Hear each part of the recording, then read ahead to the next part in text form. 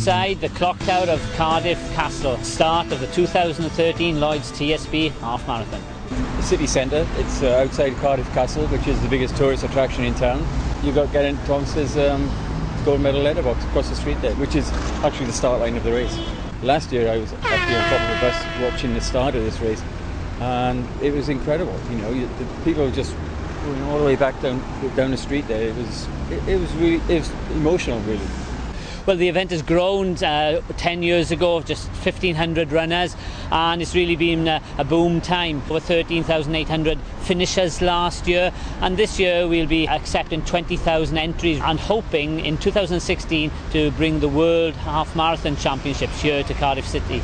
It's just the excitement and the anxiety and the nervousness of the start line, and you need to have all your ducks in a row. You need to have your pins and your numbers, your shoes and socks, and know where your start line is. You've got your family out on the course to cheer you on. It's a good feeling, especially if you know you've done all the training, you've prepared right. It's very exciting.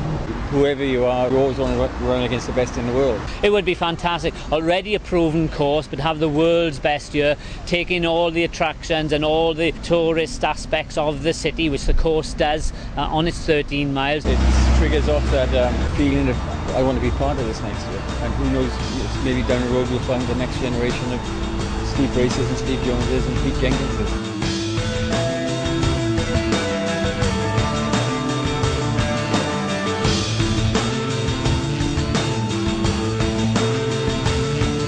Now down at the barrage, which is just after 4 miles on the course. Very flat along this section, and it really is the maritime quarter of the course. Fantastic views of the Bristol Channel and of the city centre. So a couple of miles across here, through the British ports, and then it's back into the Roald Dahl area and back into the town from here. There's still going to be a lot of crowd and a lot of people cheering them on, so they could be in very good spirits. Very picturesque, and also some great crowds made their way down here last year.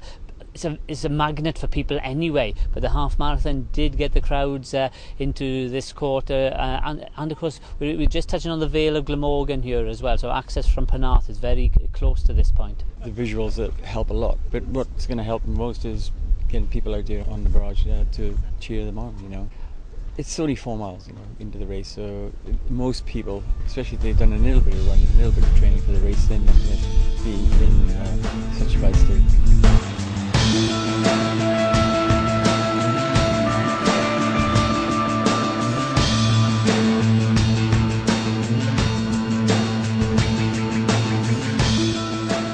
All the way around it, people are going to be aware they may have gone off a little bit too quick or a little bit too slow. There's not any particular point in the race where it's going to make too much of a difference if they change tactics, I don't think. This is just before 6 miles. The Norwegian Church, the Senedd and the Roald Dahl Plaza. It is open to the elements, but it is the part of the return back into town, and any southwesterly wind will be blowing them back into the city centre from here. The drink station and the big cheering station we have in Roald Dahl, and it's an iconic part of Cardiff. We couldn't have had a Cardiff Half Marathon with not going around the bay. Obviously getting to halfway is a major achievement. It builds the enthusiasm, it inspires them to get to the finish. I'm past halfway, all I got to do is get to the finish now. Oh, it is very special, and I have run at some special places as well, and it's one of the beauty spots of Europe now.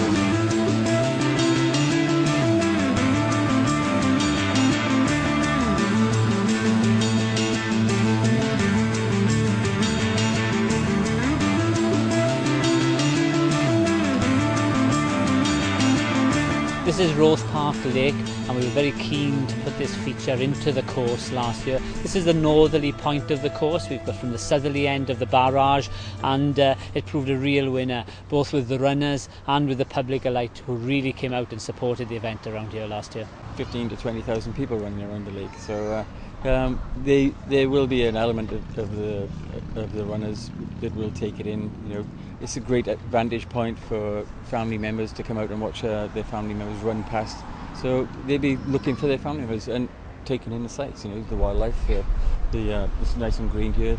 The water is kind of refreshing as well. You know, so it's you know, most people will be looking around and see where they're at. The sharp end of the race, you know, the race itself, the elite side of it, they'll be focusing on where they're going, who's trying to make a break, who they should cover, who they think is going to win, you know, if it's not themselves.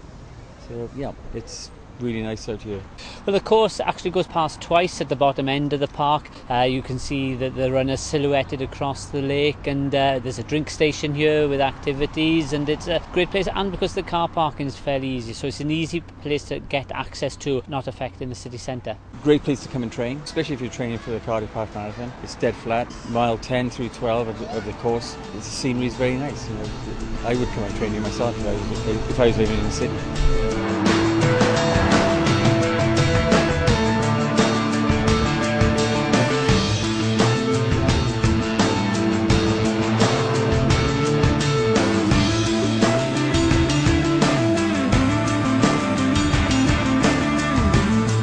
But we're close to 12 miles, just over a mile to go to the finish here. Actually proved quite a crucial part of the course last year for many.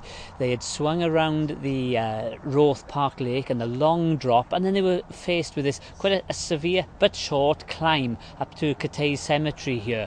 And quite a few came unstuck due to the sort of the flatter nature of the course. And this is one of the most significant climb on the course. The other one being quite early at Cogan Spur. Well, the approach will be, it's only a mile away from the finish, so your head will be down, you'll be pumping your arms and trying to get up the hill as quick as you can. For the most part, you probably wouldn't save anything for this part of the race because you've only got a mile to go. We will be putting more resources here this year, so we're flagging it up as a place to watch for next year.